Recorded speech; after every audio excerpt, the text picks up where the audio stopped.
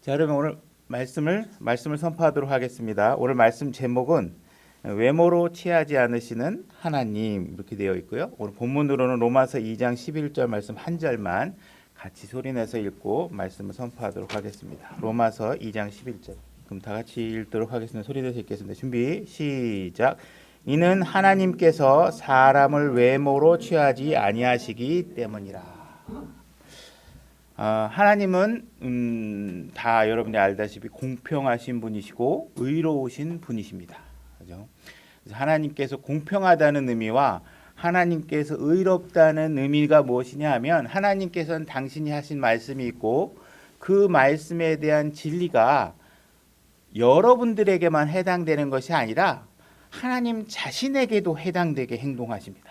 그러니까 하나님께서는 우리가 이따 또 살펴보겠지만 무엇인가 진리가 있으면 그 진리가 나부터 그 진리가 적용되어져서 여러분들에게 설득을 하시는 분이십니다.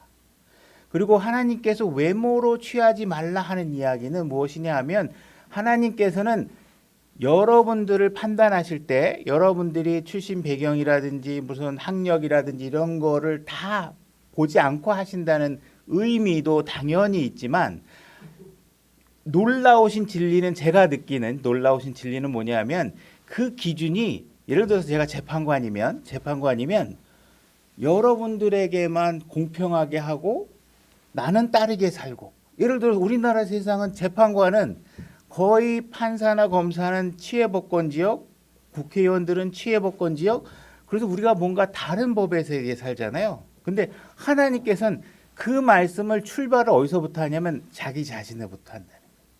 그죠? 그럼 그 의미가 무엇인지 우리가 좀 더 알아나갈 건데 자, 로마서 2장 5절부터 우리가 읽어나가도록 해보겠습니다. 제가 읽겠습니다. 다만 내가 내 강팍함과 뉘우치지 아니하는 마음에 따라 진노의 날 곧 하나님의 의로운 심판이 나타나는 그 날에 닥칠 진노를 내게 쌓아 올리는도다. 그분께서 각 사람에게 그의 행위대로 갚으시되 이거는 당연히 구원받지 않은 사람을 향해서 하는 말씀입니다. 여러분들은 행위대로 심판을 받지 않으시죠. 구원받지 않은 사람들은 행위대로 받습니다. 참고 꾸준히 잘 행함으로 영광과 존귀와 죽지 아니함을 구하는 자들에게는 영원한 생명으로 갚으시고 여러분들은 이 약속에 참여하신 분이시고 여러분들은 행위와 상관없이 하나님의 준비된 의를 통해서 예수 그리스도를 통해서 영원한 생명에 참여하고 계시는 분이십니다. 논쟁하기 좋아하며 진리에 순종하지 아니하고 불의에 순종하는 자들에게는 경노와 진노로 갚으시리라. 악을 행하는 각 사람의 혼 위에 환난과 공고가 닥치리니 먼저는 유대인의 혼 위에요 또한 이방인의 혼 위에며 선을 행하는 각 사람에게 영광과 존귀와 화평이 있으리니 먼저는 유대인에게요 또한 이방인에게로다. 이는 하나님께서 사람을 외모로 취하지 아니하시기 때문이라 이렇게 되어 있습니다. 자, 하나님께서는 유대인이든 이방인이든 외모로 취하지 않으신다 이렇게 말씀을 하고 시작을 하고 계시죠. 그래서 유대인들 그러면 하나님께 특별하게 선택받은 사람입니다. 그래서 그들은 이방인들이 갖지 못하는 많은 특별한 혜택들을 받고 축복을 받은 사람들이죠.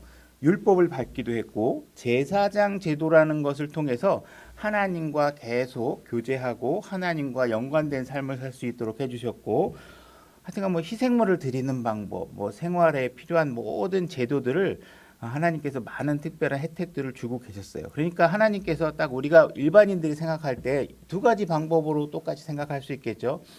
저 사람들은 하나님께 특별한 혜택을 받고 하나님이 선택한 백성이니까 분명히 하나님께서 나중에 심판하실 때 자기의 택한 사람들이니까 그 사람들은 뭔가 너그럽게 심판해 주시고 뭔가 특별한 혜택을 주셔서 우리와는 다른 판단의 혜택을 받지 않을까 이렇게 생각할 수가 있고 그죠?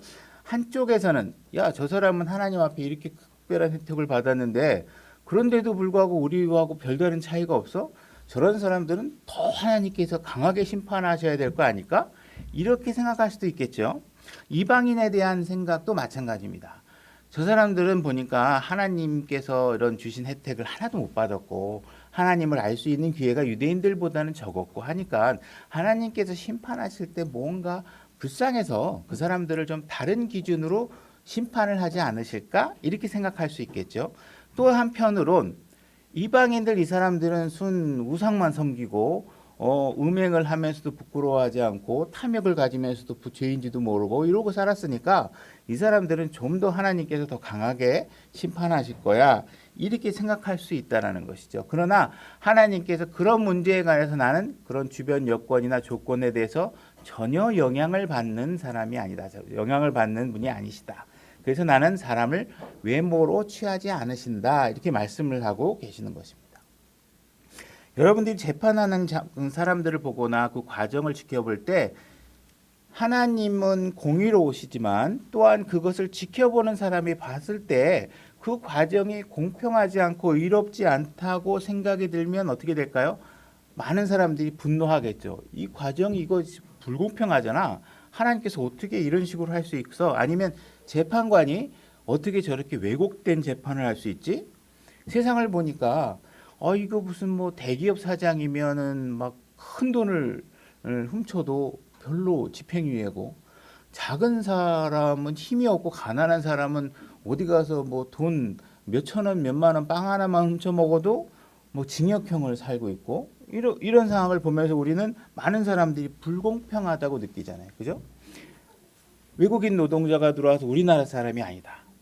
근데 외국인들 중에서도 저 뭐 파키스탄이라든지 이런 가난한 나라에서 온 사람들은 재판을 받을 때 엄청나게 무시당하고, 그죠?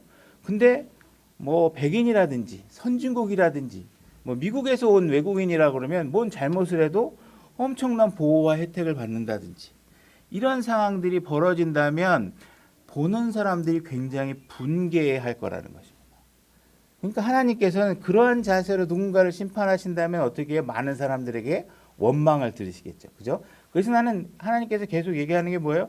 유대인이든 이방인이든 그들이 선진국 사람이든 후진국 사람이든 나는 절대로 그 사람의 외모를 보지 않겠다. 그 행간에는 항상 하나님께서 얘기하고 있는 게 뭐예요? 나는 내가 말한 말을 너희들이 잘 지켰는지만을 판단해서 볼 것이다. 이 얘기를 하고 계시는 것입니다. 신명기 16장 19절로 가보겠습니다. 신명기 16장 19절 제가 읽겠습니다. 너는 재판을 굽게 하지 말고 사람을 외모로 취하지 말며 또 뇌물을 받지 말라. 뇌물은 지혜로운 자의 눈을 어둡게 하고 의로운 자의 말을 굽게 하느니라. 하나님께서는 우리의 판단을 왜곡되게 만드는 그런 원인들이 있다는 것입니다. 원인 제공하는 것들이 있다는 것이에요. 그죠? 그것이 무엇이냐면 뇌물. 그죠? 누구에겐가 뇌물을 받으면 그죠? 사람은 왜곡되게 된다 이거. 그러니까 하나님께서는 너희는 뇌물을 받더라도 판단을 공의롭게 해라 이렇게 말하지 않으세요. 하나님은 뭐라고 얘기하냐면 뇌물을 받지 말아라 이렇게 얘기한단 말이에요.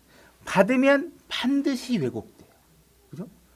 제가 전에 저 개인적인 얘기도 했지만 제가 직장에 다닐 때 저한테 시험을 봐야 승진을 하고 호봉이 올라가는데 제가 멋모르고 한번 돈을 누군가로부터 현장 소장으로부터 돈을 한 50만 직접 받은 게 아니라 저는 안 받는데 웬만하면 안 받는데 너무 잘하는 사람이 갑자기 그냥 수고한다고 주는 거니까 그냥 받으라고 딱 받았더니 어떻게 돼요?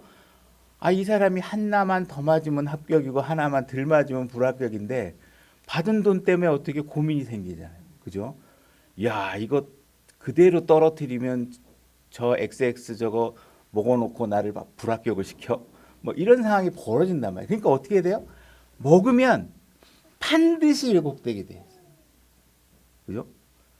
본인에게 안 주면 안 받으면 보통 사람들이 어떻게 해요? 그 집 부인에게라도 줘요.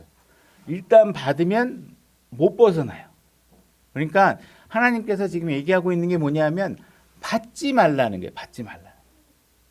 받아놓고 해라. 그죠? 그런 거 그렇게 안 된다는 거예요. 우리 속성을 너무 잘 알고 계시는 것이죠. 그죠? 그러니까 뇌물이나 대가나 리베이트 형식으로 선 혜택을 받거나 뭐 후 혜택을 받거나 이런 거 절대로 받으면 뭐가 흐려져요? 판단하는 우리의 생각이 반드시 흐려질 수밖에 없다. 이렇게 얘기하고 있는 거예요. 오늘날 세상 종교들을 보게 되면 어떻게 하고 있냐면 하나님께서 분명히 십자가의 예수 그리스도의 복음을 전해서 우리에게 주는데 그 복음은 거부하고 사람들이 어떻게 하느냐? 교회 다른 교회 같은 경우 교회에 무슨 초 같은 걸 막 열심히 사가지고 막 꽂아 놓는다든지 아니면 하나님 앞에 무슨 예물을 열심히 드린다든지 아니면 침례나 목사가 요구하는 어떤 종교적 절차를 수행함으로 인해서 그죠? 제가 다른 교회 갔을 때도 설교를 들을 때 그런 게 있었는데 우리 저 장로님께서 우리 교회에 주차장 부지를 헌납하셨습니다. 그래서 하나님께서는 저 장로님의 이름을 이 교회가 존재하는 한 그분의 이름을 우리 교회에 기록하시고 마치 그분의 구원을 확정해 준 것처럼 막 얘기를 합니다. 그래서 그분은 어떻게 착각이 들겠어요? 내가 교회에다가 주차장 부지를 헌납했으니 하늘나라 가는 것은 따놓은 당상이다. 이렇게 되면 하나님께서 분명히 제시한 방법과 구원의 절차가 있는데 그 절차는 무시하고 하나님께 뇌물을 드렸더니 하나님께서 나의 구원을 확정해 주셨다. 만약에 그렇게 되면 주차장 기부를 할 수 없는 사람은 구원의 길이 그 사람보다 불리한 위치에 있게 되겠죠. 그죠? 종교적인 많은 행사들이 요구하는 건 뭐냐면 자꾸 하나님이 제시하는 길이 아니라 교회에다가 뭘 바치면 특히 그것이 대부분 다 목사에게로 연결이 되죠. 그죠? 건물을 우리가 건물에게 인정받으려고 노력하지 않잖아요. 그죠? 교회 목사나 교주나 이런 사람들에게 뭔가 눈에 잘 들으면 내가 하늘나라 가거나 종교적인 어떤 혜택을 받는다고 생각하는 것. 하나님께서는 이러한 관점을 완벽하게 죄악시 여기고 배척하고 계신다. 하나님은 절대로 진리이면 진리인 걸로 해야지 그것이 아닌 뇌물의 형식으로 여러분들의 종교적 선의를 판단하지 않으신다는 것입니다. 그런 식으로 하는 것은 불의한 판단이시라고 얘기하고 있는 것입니다. 그래서 하나님께서는 우리를 외모로 취하지 않으신다 이렇게 말씀을 하고 있는 것입니다. 야고보서 2장 8절로 가보겠습니다. 야고보서 2장 8절 제가 읽겠습니다. 너희가 성경 기록에 따라 너는 내 이웃을 내 자신과 같이 사랑하라. 내 이웃을 나 자신과 같이 사랑하라 하는 왕가의 법을 성취하면 잘하거니와. 하나님께서 지금 많은 판단의 법들이 있는데 그 중에서 지금 뭘 얘기하면서 이게 굉장히 중요한 법이다 얘기하고 있는데 뭐냐면 다른 사람을 내 몸과 같이 사랑하라. 그죠? 내 몸과 같이 사랑하라. 다시 말해서 저 사람처럼 사랑해라 이게 아니라 그 기준의 스타트가 어디예요? 나 자신이에요.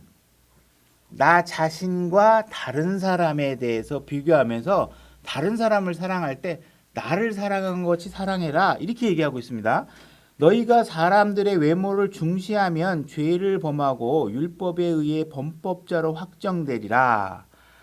외모를 중시하면 여러분들이 누군가의 출신 배경이라든지 나하고 친하기 때문에 나하고 지역 고향이기 때문에 나하고 같은 학교를 나와서 등등의 진리와 그 명확한 잣대 이외에 다른 것을 가지고 누군가를 판단하면 그게 뭐라고요? 범법자로 확정되는 것입니다. 확정되리라. 누구든지 온 율법을 지키다가 한 조목이라도 어기면 모든 것에서 유죄가 되나니. 이렇게 되어 있습니다. 여러분들이 자기 자신은 다 사랑하죠. 대부분이. 그래서 대부분 내가 나를 너무너무 사랑하니까 하나님께서도 나와 같이 나를 사랑하실 것 같아서 내가 뭔가 잘못하면 하나님께서 나를 굉장히 너그럽게 생각해 줄 거야 라는 기본적인 출발 생각이 있습니다. 다른 사람에게 대해서는 어떻게 한가요? 항상 비판적이죠. 에이, 제가 뭘 하겠어. 제가 꼭 그게 선의는 아닐 거야. 쟤는 못된 것 같아. 이렇게 일단 기본적으로 다른 사람에 대한 우리의 생각은 그 사람을 나보다 폄하하고 나보다 미워하는 선상에서 사람들을 생각합니다. 그죠? 그러니까 그 사람이 죄를 지으면 어떤 생각을 하냐면 저런 사람들은 하나님이 그냥 박살을 내야 돼. 혼내야 돼. 그냥 가만 놔두면 안 돼. 그죠? 요즘 우리 하나님 안 믿는 사람 얘기로 하면 귀신은 저건 뭐해? 저런 사람 안 잡아가고 막 이렇게 얘기하잖아요. 이게 뭐예요? 항상 나는 귀신이 잡아갈 만한 사람이 아니고 다른 사람들은 귀신이 잡아갈 만큼 나쁘다 뭐 이런 식으로 표현하는 거잖아요. 그죠? 우리 그리스도인들이 생각하는 방식이 다 그렇다는 거. 사람들이 그리스도인들조차도 그런 생각을 할 수 있기 때문에 그런 거에 대한 경고 말씀을 주시는 거예요. 그죠? 우리는 항상 다른 사람을 생각할 때 막 밉고 다른 기준을 갖다 대고 나에 대해서는 뭔가 하나님이 사랑의 하나님이 거고 나는 너그럽게 대할 거고 내 자신조차도 내가 범법을 하고 죄를 지으면 내 죄는 용서해야 될 것 같고 내 죄는 그냥 하나님께서 괜찮아 그래 수고 많이 했어 그 정도 하나 지은 건 괜찮겠지 하고 다른 사람이 하면 아우 하나님 제발 저런 사람들은 혼 좀 내줬으면 좋겠다 그러고 그죠? 교회 안에서도 여러분들이 주변 사람들을 바라보는 게 왜 그래요? 다른 사람 보면 마음에 안 들고 그러면 하나님이 저런 사람들 도대체 교회에 왜 남겨두시는 거예요? 심지어 저한테 어떤 사람들은 그래 저 지체가 이 교회에 있으면 이 교회에 제대로 안 될걸요? 내보내셔야 돼요. 막 이런 식으로 얘기하시는 분도 있단 말이에요. 그럼 그게 얼마나 무서운 말인가를 본인이 알면 감히 그렇게 얘기할 수 없어요. 하나님을 신뢰하지 않네. 하나님께서 필요하시면 우리가 진리대로 그 사람이 못 따라오면 알아서 나가게 하거나 그렇게 해야지 누군가를 그러니까 자기가 잘못하면 어떻게 해요? 자기가 잘못하면 하나님 나 같은 사람은 반드시 죽여야 됩니다. 나 같은 사람은 왜 살려놓으세요? 나 같은 사람이 이 교회에 있으면 안 됩니다. 이렇게 얘기하는 사람 아무도 없잖아요. 남에 대해서만 그렇게 한다는 거예요. 그죠? 그러니까 하나님께서 외모로 취하지 말라는 이야기가 우리가 나를 빼고 다른 사람에 대한 내 판단의 의도뿐만 아니라 우리의 판단의 시작은 어디서부터 해야 돼요? 나와 다른 사람을 비교할 때조차도 외모로 판단하면 안 된다는 거예요. 우린 거기서 일단 다 실족해버리게 돼 있어요. 그죠? 나를 너무 사랑하니까 나에 대해서는 항상 부드럽고 엄격하게 대하려고 하지 않고 남에 대해서는 이렇게 한다는 것이죠. 그러면 하나님은 어떻게 하셨느냐? 이 기준에 하나님은 합당하냐? 하나님은 어떻게 하셨나요?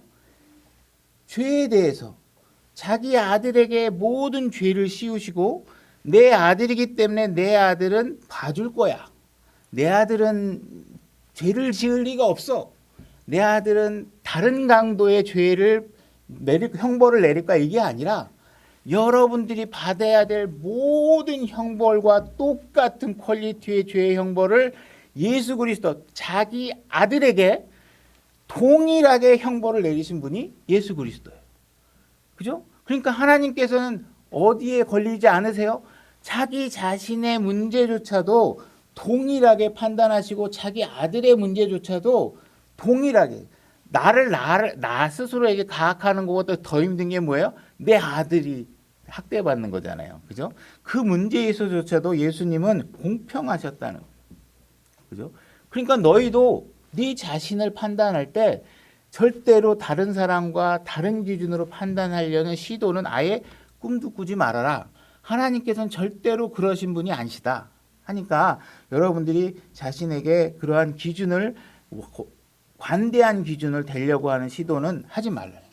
그러니 사람들에게 어떻게 얘기하고 있는 거예요? 제발 내가 십자가에서 이루은 이런 공의로운 판단과 공의로운 의의를 너희들이 보고 감사하고 그 그리스도의 사랑 안에 들어오길 바라는데 사람들은 그걸 보지 않고 맨날 하나님한테 뭐예요? 하나님 어떻게 죄인들을 이렇게 불공평하게 대하십니까? 나 같은 사람한테 어떻게 이러실 수 있습니까? 라고 맨날 하나님한테 불평하면 진리를 발견할 수 없는 거예요. 하나님이 어떤 일을 하셨는가? 그걸 보시면 우리가 하나님께서 얼마나 죄를 심각하게 다루시고 계시는지 그래서 자기의 아들조차도 십자가에서 절대로 봐주거나 다른 길을 우회하지 않고 죄의 문제를 정확하게 다루고 계시는지 십자가에 못 박게 하셨는지 피를 흘리게 하셨는지 이런 내용을 보고 하나님은 정말로 외모로 사람을 취하시는 분이 아니시구나. 우리를 향해서뿐만 아니라 자기 자신에게조차도 이 법은 정확하게 적용되는 왕가의 법으로서 하나님이신 왕이신 당신에게조차도 그 법을 정확하게 지키고 계시는구나. 그죠? 그러니 우리가 나 같은 가소로운 죄인에게 관대하려고 하지 말고 죄를 두렵고 떨리는 마음으로 여러분들이 그곳에서 벗어나서 진리 가운데 거하셔야 된다는 것입니다. 잠언 24장 21절로 가보겠습니다. 제가 읽겠습니다. 내 아들아 너는 주와 왕을 두려워하고 변하는데, 이게 변하는 데는 바뀌는데 이런 뜻입니다. 바뀌는데 능숙한 자들과 상관하지 말라. 그들의 재앙이 갑자기 생기리니 그들 둘의 멸망을 누가 알겠느냐. 이것들도 지혜로운 자들에게 속한 것이라. 재판할 때 사람들의 외모를 중시하지 하는 것이 좋지 못하니라. 사악한 자에게 너는 의로운 자라 하는 자는 백성들이 저주하며 민족들이 몹시 싫어하려니와 그를 꾸짖는 자들에게는 기쁨이 있겠고 또 좋은 복이 그들 위에 임하리라. 우리가 재판을 보면서 사람들을 불편하게 하는 것은 공의롭지 못한 것입니다. 그리고 일관적이지 못한 것입니다. 지금 잠언에서 얘기한 것처럼 무엇 때문인지 모르지만 사악한 자를 향해서 의롭다 이렇게 얘기를 하면 이것은 하나님께서 그렇게 하지 말라고 지금 얘기하고 계시는 것입니다. 일관적이지 않고 공평하지 않은 판단을 얘기하면 안 된다는 것입니다. 그죠? 왜곡된 기준이 작용됐겠죠. 뭔가 이 사람은 나하고 친척이라든지 나에게 뇌물을 갖다 줬다든지 하기 때문에 그 사악한 자의 사악을 알면서도 자기의 유익 때문에 그를 의롭다 이렇게 판단을 했겠죠. 그래서 이런 판단을 하면 안 된다는 것입니다. 그죠? 특히 자기 자신에게 우리는 항상 하나님은 사랑의 하나님만을 생각하게 되고 사랑의 하나님께서 나에게는 분명히 너그러우실 거야 이렇게 얘기하고 있지만 하나님의 품성에는 사랑만 있는 것이 아닙니다. 하나님은 공의로우시고 의로우시고 공평하시고 그죠? 많은 지혜들을 가지고 계시기 때문에 우리의 죄를 입증하시는데 부족함이 없으시고 그죠? 하나님께서는 우리의 구원을 위해서는 딱 한 가지 길만을 제시하고 계십니다. 그래서 그 한 가지 길이 예수 그리스도이고 여러분들에게 예수 그리스도가 있느냐 없느냐 그것만을 가지고 여러분들을 판단하고 하늘의 구원의 문제를 다루고 계시는 것입니다. 그래서 하나님께서 항상 자신이 말씀하신 기준에 따라 사람들을 보고 계신다 이렇게 말씀하고 계시는 것이죠. 그래서 우리가 공의로운 판단을 한다. 왜곡되지 않은 판단을 한다. 사람들을 외모로 취하지 않으려고 한다 하는 기준에 있어서 여러분들이 가장 중요한 문제는 뭐냐면 하나님의 말씀을 정말 진리로 믿고 있느냐는 것입니다. 여러분들이 하나님의 말씀을 진리로 믿지 않으면 무한 루프에 해당하는 논쟁을 하셔야 돼요. 그죠? 우리가 하나님의 말씀이 진리라는 것만 믿게 되면 정말 무엇이 옳은 것인지 무엇이 그른 것인지를 성경의 기준으로 비추어 우리가 판단하면 되니까 아주 쉽습니다. 물론 아주 쉬운 건 아니겠지만 진리가 없는 것보다 엄청 쉽습니다. 그죠? 저는 심리학자도 아니고 아무것도 아니라서 제가 이게 그냥 제가 주관적인 생각이라 이거는 하나님의 말씀이 아니니까 여러분들에게 참고로 들으면 요즘 TV를 보면요. 부모에게 잘하면 머더 컴플렉스, 아버지에게 잘하면 파더 컴플렉스, 그죠? 부모에게 순종하기만 하면서 사는 사람은 어떤 사람 막 이러면서 이상하게 성경적으로 하는 사람들을 다 환자로 만들어 놓은 심리학자들이 너무 많은 것 같아요. 부모에게 효도하는데 물론 그것이 지나쳐서 어떤 왜곡된 부분이 있으면 그건 또 하나님의 말씀으로 배격받아야 되겠지만 이상하게 보면 세상은 반항아를 요구하는 것처럼 질서에 순응하는 사람은 바보, 질서에 순종하지 않고 파괴하고 자기 길을 개척하는 사람을 최고 이러면서 성경과 다른 가치들을 엄청나게 제시하고 굉장히 설득력 있게 얘기하니까 여러분들이 듣고 있으면 막 헷갈리는 거예요. 그죠? 그러니까 뭔가 요즘 남편과 사이가 안 좋아 그럼 남편이 무슨 애인이야? 가족이지. 행복은 다른 데는 다른 로맨스가 따로 있는 거야. 이러면서 맞아. 맞아. 공감하는 사람들을 엄청나게 만들어내. 이렇게 판단하시면 여러분의 판단 기준은 뭐여야 돼요? 말씀이어야 돼. 근데 정말 기가 막힌 것들을 말하면서 어떤 때는 자꾸 이제 드라마를 옆에서 우리 와이프가 보니까 이렇게 보다 보면 구역질이 나는 멘트들이 너무 많은 것 같아요. 어쨌든 이 마귀들이 시도하는 건 뭐냐 하면 하나님의 말씀의 권위를 무너뜨리기 위해서 자꾸 어떻게 해요? 학자들이나 심리학자들, 과학자들 이런 뭐 권위가 있는 사람들, 권위가 없으면 TV를 통해서 권위를 만들어내서라도 그 사람이 사회에 새로운 가치를 부여하게끔 만들어내고 있고, 여러분들은 자꾸 성경의 말씀을 잊혀가면서 세상이 제시하는 진리에 여러분들이 세뇌당하는 환경에 놓여 있다는 거예요. 그러니까 여러분들이 교회 오는 게 그만큼 중요한 거예요.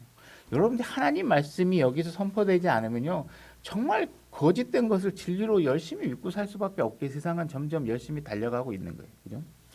역대하 19장 5절. 역대하 19장 5절 제가 읽겠습니다. 또 그가 그 땅에서 유다의 성벽을 두른 모든 도시에 재판관들을 세우되 도시마다 그리하고 재판관들에게 이르되 너희가 행하는 바를 조심하라. 너희가 사람을 위해 재판하지 아니하고 주를 위해 하나니 재판할 때 그분께서 너희와 함께 계시느니라. 항상 우리의 판단이 무엇을 하던가 주의하셔야 될 게 뭐예요? 지금 옆에 하나님이 같이 계시다. 그죠? 하나님께서는 어떻게 판단하실 건가? 하나님께 어떤 내가 판단을 드려야 하나님께서 기뻐하실까? 이 기준을 자꾸 옆에서 놓치고 있으면 여러분들은 자꾸 여러분 육신에 따르는 판단을 내리게 되겠죠. 그런즉 이제 주의 두려움을 너희 위에 두고 조심하여 그 일을 행하라. 주 우리 하나님께는 불법도 없고 사람의 외모를 중시하는 것도 없으며 뇌물을 받는 것도 없느니라 하시니라. 우리가 판단할 때 세상 사람들에게 어떤 사람들이 하늘나라에 들어갈까요? 어떤 사람이 저 천국에 갈 수 있을까요? 뭐 이렇게 세상 사람들에게 이제 세상의 용어로 물어보면 그들에게 뭐 이의 없이 공감하며 떠오를 수 있는 사람 중에 한 사람이 뭐 테레사 수녀 뭐 이런 사람들이 있을 것입니다. 그죠? 테레사 수녀는 정말 가난하고 어렵고 정말 힘든 환경에서 많은 사람들을 섬기고 도와줬으니까 엄청나게 하나님께서 이런 사람만큼은 정말 지옥에 보낸다면 난 동의할 수 없을 것 같아. 그런 하나님은 난 정말 이해할 수가 없을 것 같아. 그런 하나님이라면 난 안 믿을 거야. 이렇게 생각합니다. 그리고 만약에 어떤 복음사역자 목사가 있는데 그 목사가 갑자기 뭐 음행을 해서 이혼을 했다. 그러면 이제 갑자기 사람들이 어떻게 합니까? 와, 저런 사람들을 하늘에 데려가면 안 돼. 저런 사람들은 지옥에 보내야 돼. 막 이렇게 판단합니다. 사람들의 앞에 전자에 들었던 예세는 어떤 상황이냐면 사람들이 이 세상은 너무 악해. 너무 나쁜 사람들이 너무 많아. 여기에 기준을 두고 생각이 출발하는 거예요. 그래서 이 기준이 세상은 너무 악한데 테레사 수녀 와 이런 사람들은 일반인이 할 수 없는 일들도 막 하고 그랬네. 그러니까 자기의 판단 기준이 이쪽 끝에 가 있어서 이 사람을 보니까 되게 착해 보여. 목사 그러면 일단은 그 판단의 기준이 어디에 돼요? 이 사람은 죄도 없고 흠도 없고 엄청나게 고결해야 돼. 그래서 여기에 판단을 해놓고 나서 봤더니 뭔가 죄를 졌네? 그러니까 어떻게 해요? 와, 이 사람은 진짜 나쁜 사람이야. 뭘 비교해서 내가 처음에 갖고 있었던 기준이 여기기 때문에. 이 사람은 둘 다 죄인인데 예를 들어서 이 사람은 여기서 판단해서 생각하고 좋은 사람이라고 이 사람은 이쪽 끝에서 생각하고 좋은 사람이라는 거예요. 그죠? 하나님께서는 목사가 죄를 지면 넌 2배 형벌을 받을 거야. 그죠? 건달이 죄를 지으면 너는 예를 들어서 건달이니까 그냥 봐줄 거야. 하나님은 그렇게 판단하시는 분이 아니에요. 그죠? 목사가 죄를 지어도 똑같이 죄고 건달이 죄를 지든 택시기사가 죄를 지든 일반인이 죄를 지든 다 똑같아요. 근데 우리는 자꾸 우리의 생각의 작동 원리는 뭐냐면 자기 편의주의적으로 그때그때마다 기준을 여기다 꽂았다 생각하고 저기다 꽂았다 생각하면서 사람들을 자꾸 이상하게 판단하려고 하는 경향이 있다라는 거예요. 그죠? 하나님께서는 어떻게 해요? 살인하지 말아라 이렇게 얘기했으면 살인을 했냐 안 했냐 이것만 보시는 거예요. 그죠? 하나님께서 음행을 하지 말아라 그랬으면 음행을 했느냐 안 했느냐만 보는 거예요. 그죠? 저 여자가 너무 예뻐서 제가 정말 참을 수가 없습니다. 그러면 그래? 그렇게 예뻤어? 하나님 보시고 그럴 수도 있겠다. 그리고 봐주시고 그러는 거 없어요. 내가 시어머니를 왜 죽였어? 그러니까 시어머니가 너무 나를 괴롭혀가지고요. 매일같이 나를 학대해서 어쩔 수 없이 죽였어요. 그래? 죽일만 했구나. 그런 거 없어요. 누구를 살인했느냐는 착한 사람을 죽이든 나쁜 사람을 죽이든 어쨌든 살인죄는 살인죄고 하나님께서 하지 말라고 한 건 하면 안 돼요. 그죠? 음행도 마찬가지고. 그러니까 우리는 하나님의 말씀에 있어서 무언가 왜곡된 판단을 하면 안 된다. 제가 요즘은 이렇게 보면 그래도 내가 목사의 위치에 있는 정도가 가능하겠다. 자격이 있다는 건 아니지만 그래도 목사하는 게 할 만하지 이 정치인은 하면 안 되겠다고 생각이 드는 게 뭐냐면 목사는요 음행하고 도둑질하고 사기꾼들도 다 하거든요. 근데 요즘 정치인은요 목사보다 깨끗하지 않으면 부인도 말 한마디 잘못하면 안 되고 자식도 어디 가서 뭐 직장 잘못 끊으면 안 되고 우와 이거는 난 정치인 할 정도의 도덕성이 안 돼. 목사 할 정도의 도덕성은 되지 않을까. 이렇게 생각할 수밖에 없어요. 저 농담이지만 우리는 항상 어떤 판단을 해요? 자꾸 왜곡된 판단을 해요. 자기 기준을 가지고 누군가를 판단해요. 성경은 어떻게 해요? 성경 말씀만 갖고 판단하라는 거예요. 왜 마귀가 자꾸 우리에게 시도하고 있는 것이 뭔지 아세요? 자꾸 내 친한 사람은 봐주고 싶고 내가 사랑하는 사람은 봐주고 싶고 나하고 동양이면 봐주고 싶고 하는 왜곡된 마음이 생겨서 우리는 결국은 하나님이 말씀이 아닌 하나님의 말씀 이외의 것을 진리인 것처럼 받아들이도록 만들려고 노력하고 있는 거예요. 여러분들은 거기에 속으시면 안 되는 거잖아요. 그죠? 우리는 절대로 하나님 말씀 위에 어떤 다른 것으로도 그것을 여러분들이 진리인 것처럼 취하시면 안 돼요. 하나님의 말씀은 딱 그 말씀까지 여러분들이 명확하게 하시면 되는 것이지 거기다가 무엇을 색깔을 칠하고 자기의 뭐 선글라스를 껴서 자기의 색안경으로 보거나 해가지고 하나님은 꼭 이렇게 말씀대로 할 필요가 없어 이렇게 얘기하시면 안 되는 거예요. 그죠? 자, 신명기 10장 17절로 가보겠습니다. 신명기 10장 17절입니다. 제가 읽겠습니다. 주 너희 하나님은 신들의 신이시요 주들의 주시며 위대하시고 능하시며 들어오신 하나님이시니라. 그분은 사람들의 외모를 중히 여기지 아니하시며 대가를 받지 아니하시고 아버지 없는 자와 과부를 위해 재판을 집행하시며 나그네를 사랑하시고 사랑하사 그에게 음식과 옷을 주시나니. 하나님께서 여기서 외모로 사람을 판단하지 않으시는 분이시고 아버지 없는 사람, 과부 이런 사람들에 대한 판단의 기준과 왕의 자녀 그죠? 왕비 이런 사람들을 판단하는 기준에 있어서 내가 외모로 판단하지 않을 것이다. 나그네라고 해서 내가 그들을 소홀히 판단하지 않을 것이다. 이렇게 얘기하고 계시는 것이에요. 그죠? 그러니까 이 성경이 기록된 당시가 우리가 보통 저도 역사에 대해서는 굉장히 좀 무식한 편인데 예수님이 탄생했던 시기가 우리나라 역사의 한 고조선 정도 시대로 좀 보거든요. 그러니까는 이게 예수님 훨씬 이전이니까 고조선 때보다 엄청 이전에 기록된 책이에요. 이 기록된 책에서 뭘 얘기하고 있냐면 하나님께서는 과부라고 해서 그를 내가 소홀히 대하지 않겠다. 무슨 여자라고 해서 하나님께서 내가 폄하하겠다. 여자는 무슨 뭔가 학대받아도 되는 존재다. 이렇게 얘기하고 계시지 않다라는 거예요. 하나님께서 성경에 기록한 율법이 무엇이냐 하면 허드렛 일하는 여종이 살인을 하는 죄에 따른 형벌과 그죠? 정부 관료가 살인해서 받는 형벌이 똑같이 살인이에요. 사형이에요. 사형 죽는 거예요. 그죠? 그러니까 하나님께서는 눈에는 눈으로, 그죠? 이에는 이로 이렇게 정확하게 그 형벌을 동일한 형량을 대하도록 하나님께서 규정하고 있다는 거예요. 지위가 낮다 그래서 함부로 더 큰 형량을 주지 않으시는 분이시라는 거예요. 그러니까 하나님께서 분명히 여자에 대한 문제에 대해서 성경 기독교가 무슨 여자를 무시하는 종교다 이렇게 얘기할 수 없다는 것이고 그건 그들이 굉장히 단편적으로 보고 성경을 기독교를 이해하고 있는 것이다. 그래서 눈도 뭐 왕의 눈은 좀 뭐 더 비싸고 뭐 저 백정의 눈은 더 싸고 이런 걸 하나님께서 기록하고 있지 않고 그런 기준은 전혀 갖고 계시는 분이 아니시라는 것을 우리가 알 필요가 있습니다. 욥기 34장 18절로 가보겠습니다. 욥기 34장 18절 제가 읽겠습니다. 왕에게 당신은 사악하다 하는 것이 합당하냐 또 통치자들에게 당신들은 경건치 아니하다 하는 것이 합당하냐 하물며 통치자들의 외모를 용납하지 아니하시며 부자를 가난한 자보다 더 중히 여기지 아니하시는 그분께 그리 말할 수 있겠느냐. 그들은 다 그분의 손에 의해 지어진 자들이다.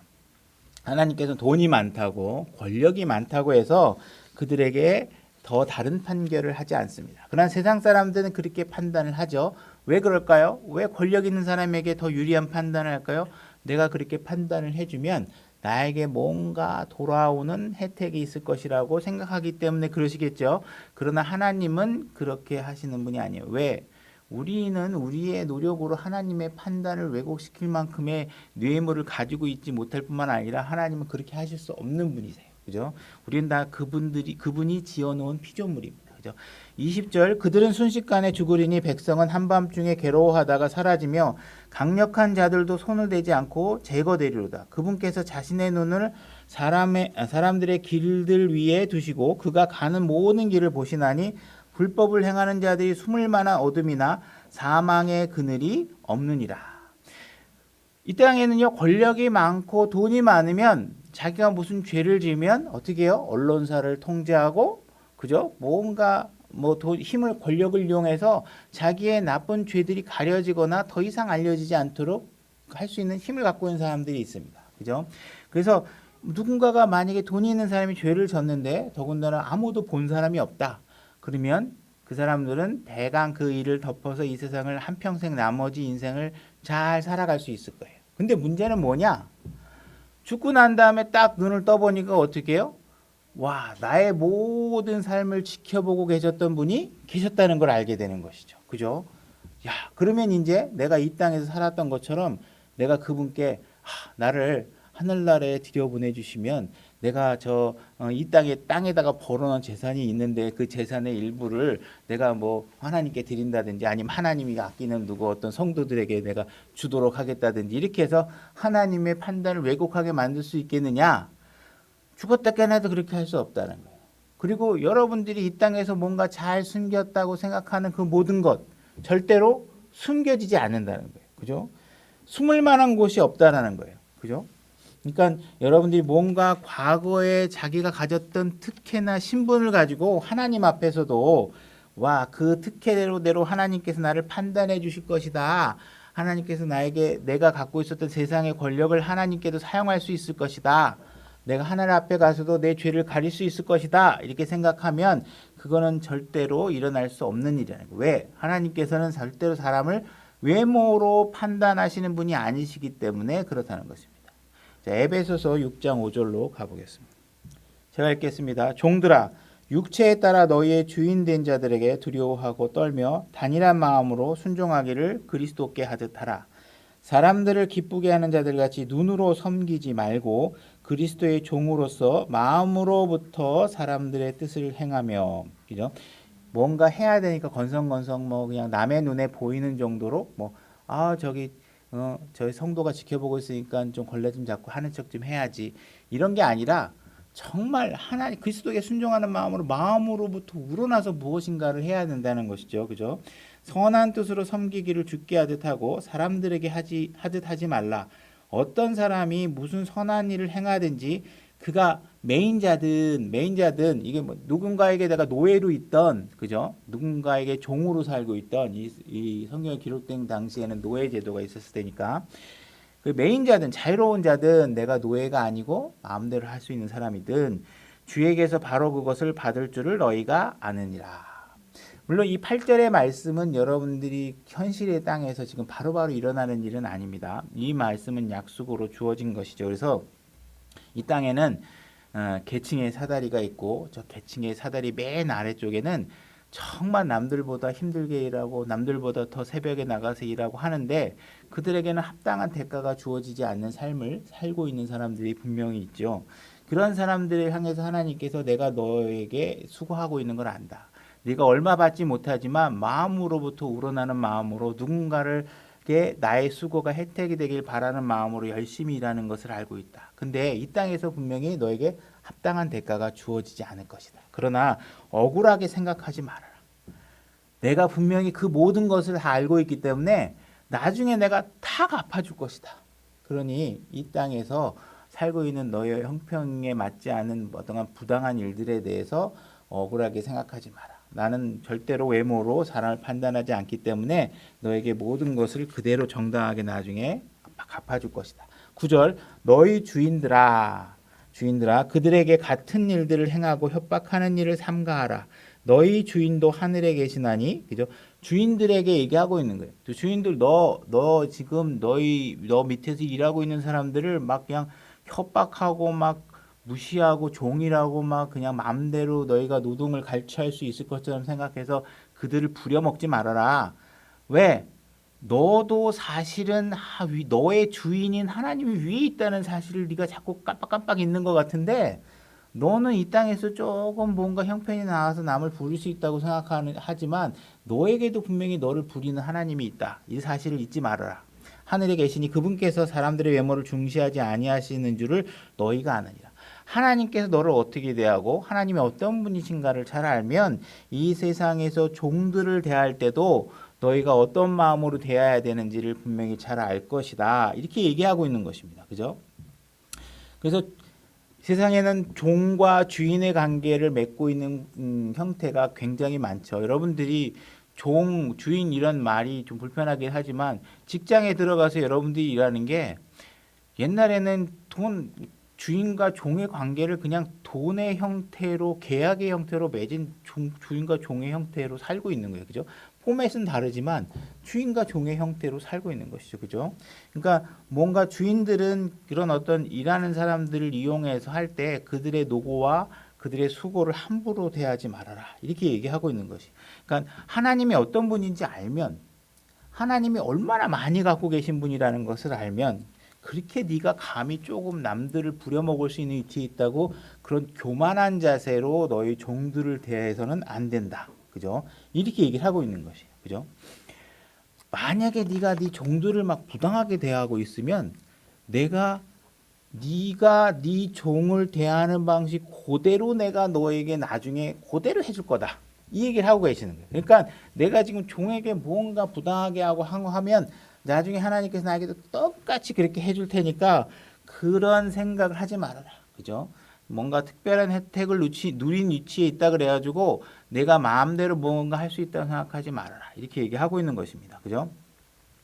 하나님께서는 주인의 위치에 있는 사람을 뭐라고 탓하는 것이 아니에요. 이 세상은 주인과 종의 관계로 일이 되도록 하게 되어 있어요. 그죠?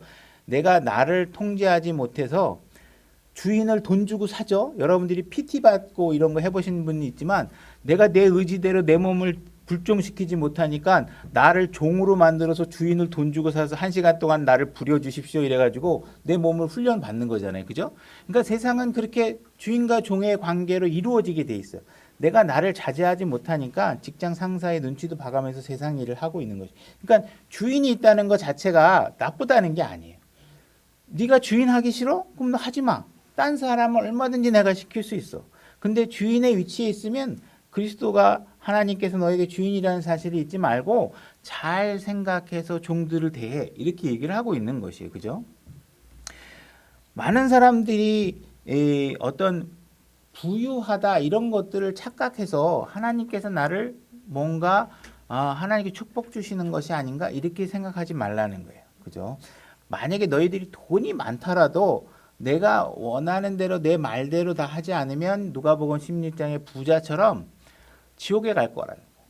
그런데 부자 집 문턱에서 밥을 빌어먹던 거지가 하나님 보시기에 의롭다고 얘기할 수 있는 일을 규정대로 외모에 따지지 않고 했으면 그가 거지일지라도 어떻게 돼요? 아브라함 품에 안겨서 천국에 갈 거, 낙원에 가 있을 것이라는 거예요. 그러니까 뭔가 내가 부자는 하나님께서 나를 축복해 주시기 때문이 아닌가? 그러니 나는 굉장히 훌륭하게 잘 살고 있는 거야. 그죠? 교회도 마찬가지죠. 우리 교회가 이렇게 인원이 많어. 뭐 점점 부흥해. 와, 하나님께서 이게 다 나를 축복해 주시는 거야. 이렇게 생각하지 말라는 거예요. 숫자에 관여하지 말고 뭐예요? 내가 시키는 대로 하고 있느냐? 안 하고 있느냐? 그죠? 그리고 사람을 외모로 대하고 있느냐? 대하고 있지 않느냐? 그죠? 여러분들이 왜곡된 판단의 출발은 어디서 나와요? 자꾸 외모로 누군가를 취하기 때문에 왜곡된 판단이 나온다. 그죠? 우리 나아만 장군 이야기를 잘 아시죠? 그죠? 강물에 이렇게 7번 들어갔다 나와서 나병, 죄로 상징되고 있는 나병이 고쳐지는 일이 벌어졌던 사건입니다. 이 사건이 일어나도록 그 발단이 제기된 사건이 어떻게 벌어지냐면 그 집에서 허드렛 일을 하고 있는 여종이 내가 알고 있는 하나님이 계시는데 그분 하나님께서 당신의 병을 고칠 수 있다 이렇게 얘기를 합니다.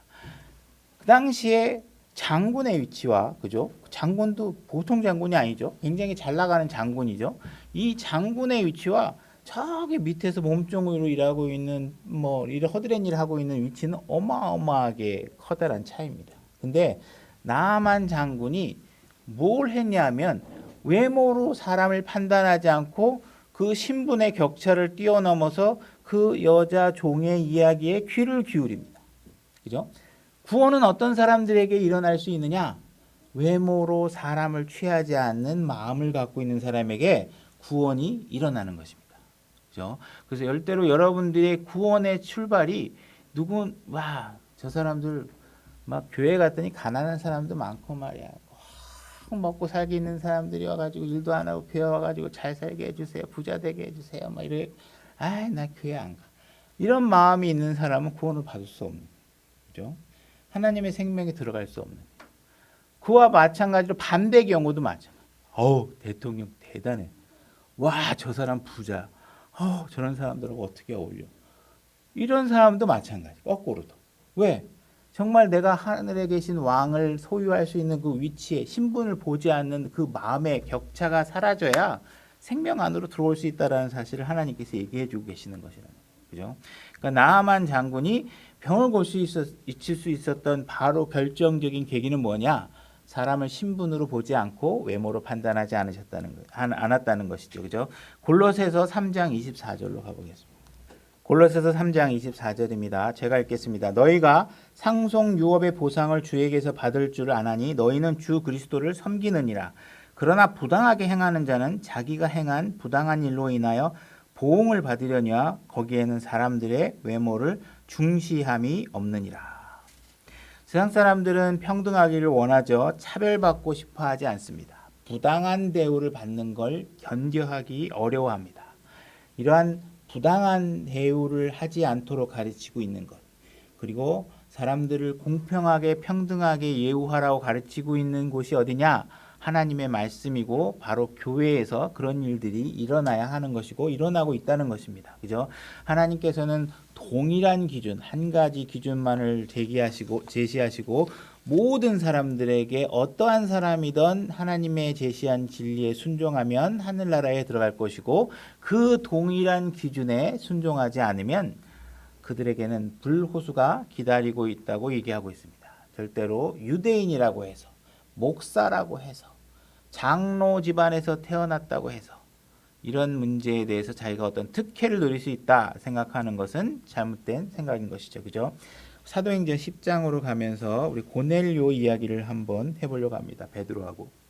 자, 10장으로 가시면서 우리가 베드로는 유대인이죠. 유대인인데 이 유대인은 이 베드로가 갖고 있었던 생각, 특히 유대인들이 갖고 있었던 생각들을 대변하는 인물입니다. 그래서 베드로는 자기가 유대인이기 때문에 하나님으로부터 율법을 받았고 희생물을 드리는 방법도 알고 있고 하나님께서 우리에게 성경도 주셨고 제사장 제도도 줬고 주의 절기, 주의 명절, 피스트 이런 것들을 주셔서 뭔가 하나님께서 우리를 구별해서 살도록 하셨고 특히 이 이스라엘 민족은 하나님께서 어디 구체적으로 땅까지 다 주셨죠. 그죠? 그러니까 이런 나라가 없죠. 이방인들은 이렇게 다루어진 나라가 없습니다. 그래서 이와 같이 이런 특혜들을 받고 있었는데 이런 특혜를 주신 이유에 대해서 유대인들이 오해를 하기 시작을 합니다. 하나님께서 우리를 특별하게 사랑하시고 존중하시기 때문에 우리는 뭔가 조금 잘못해도 하나님께서 무진장 사랑하시기 때문에 너그럽게 대할 거야. 이렇게 생각을 하시는 것이죠. 이들은 실제로 많은 혜택을 받았습니다. 메시아가 이들 민족을 통해서 나타났고 그 메시아는 유대인의 혈통으로 와서 십자가에서 죽으시고 그것을 유대인들이 목격하게 했고 부활하시는 것을 유대인 제자들이 목격하게 했고 그죠? 부활하신 이후에 또 유대인들 앞에 나타나서 내가 하늘로 들려 올라가는 장면까지 다 보여주시게 됩니다. 그리고 나서 성령님이 내려오는 오순절 당시에 3,000명의 혼들이 구해지기도 하고 그 이후에도 5장, 6장, 7장을 거쳐가면서 성령님께서 이들의 혼들을 구원하시고 얼마나 많은 사람들이 교회에 더해지는 일들이 벌어지게 되고 이 교회는 유대인을 중심으로 일단 시작이 되게 됩니다. 그러니까 와, 유대인들은 특별한 민족이야. 이렇게 할 수 있을 만한 상황들이 지금까지 엄청나게 벌어져 온 것이죠. 그러니까 베드로가 이런 생각을 갖고 있는 것이 무리가 아닐 수 있겠죠. 근데 이런 상황이 벌어지고 있을 때 하나님께서 베드로에게 갑자기 나타나셔서 말씀을 하십니다. 네가 한 사람을 좀 만나줘야 되겠다. 그러면서 내가 어떤 사람을 만나야 되는지 힌트를 줄 텐데 그 힌트를 주는 방식이 뭐냐 하면 구약에서는 먹으면 안 될 짐승들, 부정한 짐승들을 소쿠리에다 가득 담아가지고 베드로에게 내려줍니다. 그러니까 베드로는 어떻게 해요? 나 이거 못 먹습니다. 그러니까 먹어라. 그러니까 못 먹겠다는 거예요. 그래 이런 장면을 3번씩이나 보여줍니다.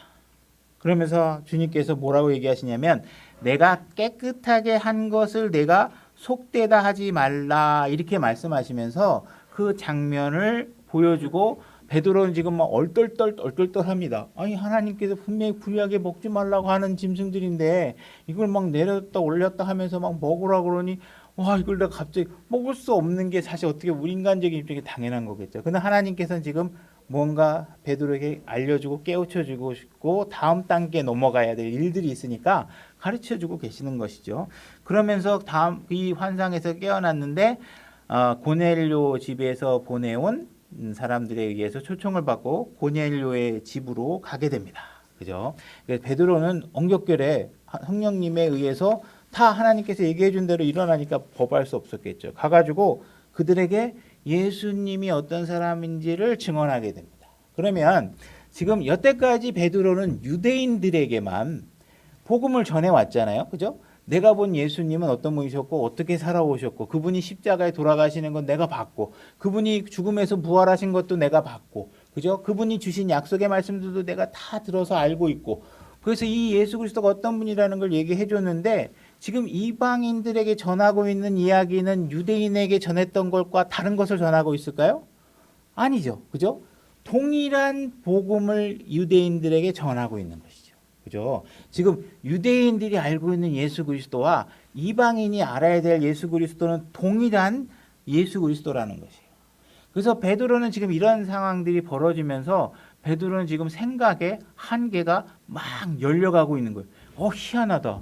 어떻게 이들에게도 구원이 일어나고 있는 거지? 어떻게 하나님께서 이방인들에게도 유대인들에게 전했던 동일한 구원자를 선포하게 하시는 것이지? 이러면서 지금 막 생각이 막 빛처럼 막 번져지면서 막 엄청난 폭이 넓어지고 있는 거겠죠. 그죠? 한계가. 자, 10장 34절로 가보겠습니다. 10장 34절. 제가 읽겠습니다. 이에 베드로가 입을 열어 말하되 내가 진실로 하나님은 사람들의 외모를 중시하지 아니하시고 지금 이방인들에게 예수 그리스도를 선포하면서 나는 외모를 중시하는 사람이 아니다. 이 얘기를 하고 있는 거예요. 모든 민족 중에서 자신을 두려워하며 의를 행하는 사람을 받아주시는 줄을 깨달았도다. 이단 여태까지 하나님은 유대인들만 다루고 계시고 우리를 특별하게 우리들만 어떻게 하시는 줄 알았더니 지금 뭘 얘기하고 있어요? 모든 민족들에게 그분을 찾는 자에게 동일하게 반응하시겠다고 하는 말씀을 내가 이제 깨달아가고 있다라는 거예요. 그러면서도 36절 뭐라고 얘기하냐면 하나님께서 이스라엘 자손에게 보내신 말씀은 이렇게 얘기합니다. 이거는 베드로의 생각입니다. 베드로는 지금까지 자기가 갖고 있는 생각이 이거예요. 이스라엘에게만 하나님께서 말씀을 주셨고 이스라엘만 특별하게 다루었다고 생각하는 거예요. 보내신 말씀 곧 예수 그리스도로 말미암아 화평을 선포하는 것인데 이게 난 여태까지 예수 그리스도를 유대인들에게만 이스라엘 민족에게만 혜택됐다고 생각했는데라고 얘기하니까 베드로가 거기서까지만 얘기하면 하나님의 진리가 왜곡되잖아요. 그래서 가로 안에 있는 말씀을 성령님께서 툭 차가지고 베드로에게 입 바깥으로 내보내게 만듭니다. 뭔 얘기를 하고 있냐? 그분은 모든 사람의 주신이라. 이건 베드로가 준비한 멘트가 아니에요. 이건 베드로가 준비한 멘트가 아니고 성령님께서 베드로의 입을 강권하셔서 내뱉게 만든 말이에요. 그죠? 그러니까 베드로는 자기의 개인적인 견해가 있었는데 갑자기 자기도 모르게 새로운 진리의 말씀이 툭 자기가 생각하지 못한 말씀이 전해지는 거예요. 그죠? 43절 43절 그분에 대하여 모든 대언자들도 증언하되 누구든지 그분을 믿는 자는 그분의 이름으로 말미암아 죄들의 사면을 받으리라 하느니라. 베드로가 아직 이 말을 할 때에 성령님께서 말씀을 들은 모든 사람 위에 임함에 여기 모든 사람이 뭐예요? 지금 고넬료 식구들 많은 사람들, 이방인들, 이 사람들이 성령님이 내렸는데 이 성령님이 내리는 사건이 베드로는 뭔지 알고 있어요? 사도행전 2장에서 내가 그 성령님이 내렸을 때 그 장면과 동일한 장면이 일어나고 있는 거예요. 그러니까 지금 이게 놀라운 일이 벌어지고 베드로 눈에는 지금 막 지금 미치겠는 거야. 이게 뭔 일이지? 전혀 생각지도 못한 일들이 벌어지죠. 할례자들에 속한 자들로서 믿는 자들 곧 베드로와 함께 온 자들이 이방인들 위해 성령을 님을 선물로 주는 것으로 인해 다 놀라요. 지금 이방인들이 고넬의 식구들이 막 성령님이 고린도전서 2장에 소순절 때 일어났던 일들이 벌어지니까 베드로를 따라왔던 유대인들이 그걸 보더니 이 뭔 일이지 이게? 막 다 놀라는 거예요. 그러니까 지금 이 베드로를 따라왔던 유대인들이 놀란 게 두 가지예요. 뭐냐? 첫 번째, 베드로가 여태까지도 한 번도 한 적이 없는 모든 사람들의 주시라는 이야기가 툭 튀어나와서 가로 안으로 넣어가지고, 그죠? 그러니까 많은 사람들이 놀랐죠. 이게 뭔 얘기지? 그랬는데 갑자기 그 말 그대로 유대인과 이방인 상관없이 동일한 예수 그리스도가 전해지자마자 그들은 예수 그리스도를 알고 싶어 했던 사람들이었잖아요. 그 사람들에게 성령님이 임하는 걸 보더니 놀라 자빠진 거예요. 이거 놀랐다. 이거 어떻게 된 거지? 내가 여태까지 우리들이 알던 것과는 다르네? 이렇게 된 것이죠. 그죠?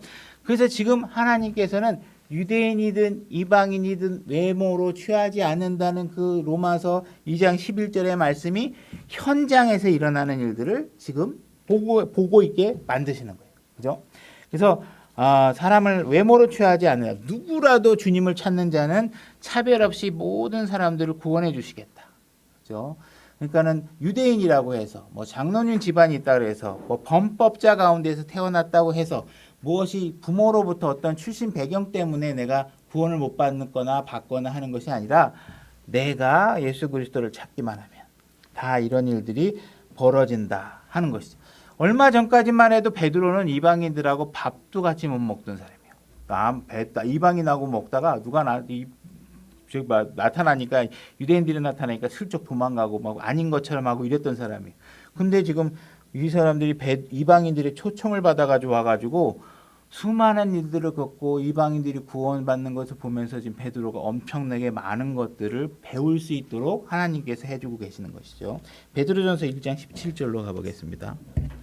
제가 읽겠습니다. 사람들의 외모를 중시하지 아니하시고 각 사람의 행위대로 심판하시는 아버지를 너희가 부르며 간구할진대 너희가 여기에 잠시 머물러 있을 동안 두려움 가운데 지내라. 너희가 알거니와 너희 조상들로부터 전통으로 물려받은 너희의 헛된 행실에서 너희가 구속받은 것은 그 은이나 금같이 썩을 것들로 된 것이 아니요. 그렇죠? 우리가 뭐 금이나 은 뭐 이런 걸로 구원을 살 수 있거나 그런 것들로 되는 것들이 아닙니다. 19절 오직 흠도 없고 점도 없는 어린 양의 피 같은 그리스도의 보배로운 피로 된 것이다. 그죠? 예수 그리스도께서 십자가에서 이루어진 일로 인해서 여러분들이 구원이 된 거예요. 참으로 그분께서 세상의 창건 이전에 미리 정하여졌으되 이 마지막 때에 너희를 위해 드려졌으며 너희는 그분으로 말미암아 그분을 죽은 자들로부터 일으키시고 그분에게 영광을 주신 하나님을 믿으니 이것은 너희의 믿음과 소망이 하나님 안에 있게 하려 함이라. 너희가 성령을 통해 진리에 순종함으로 이렇게 되어 있습니다. 진리에 여기서 순종하라는 얘기는 뭐예요? 예수 그리스도가 십자가에서 죄값을 지불하고 그죠?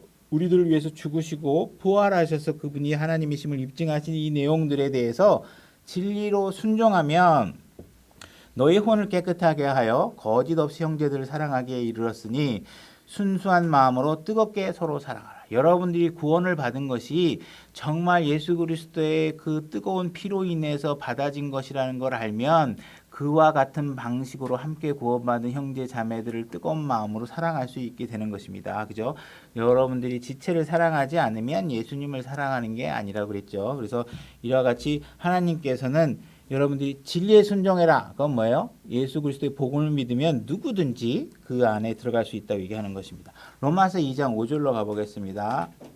제가 읽겠습니다. 다만 내가 내 강팍함과 뉘우치지 아니하는 마음에 따라 진노의 날 곧 하나님의 의로운 심판이 나타나는 그날에 닥칠 진노를 내게 쌓아 올리는도다. 그분께서 각 사람들에게 그의 행위대로 갚으시되 참고 꾸준히 잘 행함으로 영광과 존귀와 죽지 아니함을 구하는 자들에게는 영원한 생명으로 갚으시고 논쟁하기 좋아하며 진리에 순종하지 아니하고.